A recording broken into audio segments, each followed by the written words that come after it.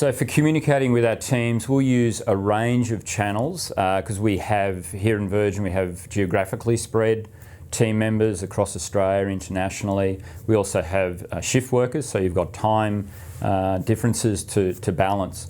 So we'll use videos, or what actually also works is just hard copy newsletters, really old school, but left in the kitchen, so when there's some downtime, they can just pick that up and have a read and get a sense of what's going on. Podcasts are obviously very helpful, so that in their time, the team members' time, they can use that information.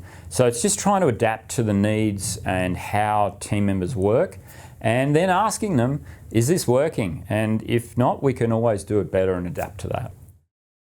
I'd like to deal with things head on, and again, with the team, I'd expect them to do the same. I do encourage people to speak openly. It's be appropriate, make sure it's appropriate what they're sort of saying, but not to harbour things, and as quickly as possible get to a level where we're all comfortable saying what needs to be said. With our team meetings, we try and encourage people to sort issues before we get into the meeting room, to a point where we don't want sort of arguments and people being argumentative when they're in that environment, but it creates a lot of negative energy. But as best we can, we try and raise the issues, get some sort of landing before we get into the meeting room. But obviously that's what meetings are for too, is for everyone to put their points across and come up with a solution. But we certainly encourage people to be open-minded, listen to what people are saying to them, but at the same time, if they've got a point to make it, and I guess stand by it. In my last position, I was a battalion commander in Special Forces, and that's a pretty big-sized organization, a large-sized organization, with a lot of independent moving parts and a lot of mission sets that were taking place very geographically dispersed, so across the globe. And the routine sort of communications with those elements was one thing that we had to focus on. But the day-to-day communications about what was going on across the whole organization, whether you sat in the supply room or whether you sat in the administration desk out front of the office, was just as important.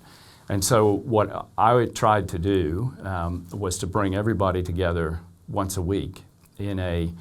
It was formalized because we were in the Army and we were in the military, and so I could say, hey, everybody come together for this meeting.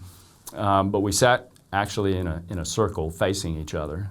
Got quite large, as you can imagine, when a couple hundred people there.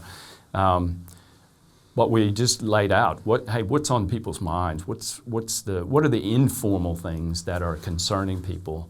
That may be reflections of what's going on a day-to-day basis. They may be reflections of policies that are coming down from either from my level as a commander or from a higher level within the Army or within the U.S. government. And really what's on people's mind from a standpoint of, do they feel like they know what's going on? Do they feel like they have the resources, and do they feel like they have the trust to be able to execute expected, to achieve those expected outcomes, given what we have in front of us. And so that was, I think, for us as an organization, it was a great opportunity. One, I think it leveled a lot of sort of silos that can easily take place. Just the geographic separation of a cubicle, let alone an office or a building or a country, can create a lot of barriers to communication. But putting everybody in the same room once a week to air sort of an update to the situation for all of us, to air any sort of concerns that are out there, and to ask questions in a forum that you don't normally get on a day-to-day basis. I think those things were helpful, and I think those things are things that any leader can do in an organization. You don't have to be, in a military organization to do that. You don't have to really take a lot of time to do it. But from an effective use of time, I would say That's one of the most effective ways to use your time, is to ensure that people know what's going on in your organization by talking across silos, across different elements, and with really no inhibitions about, questioning why was this decision made, or why are we headed in this direction. And from a leader perspective, you got to be very comfortable with doing that. You can't, if you're not confident in being able to share that distributed leadership with your organization, you can withdraw very quickly and say, well, it's a personal attack, and why are you questioning why we decided this? But for people to be able to do their best, they really have to know that detail behind it, that intent behind those decisions. So it's a good way of doing it, I think.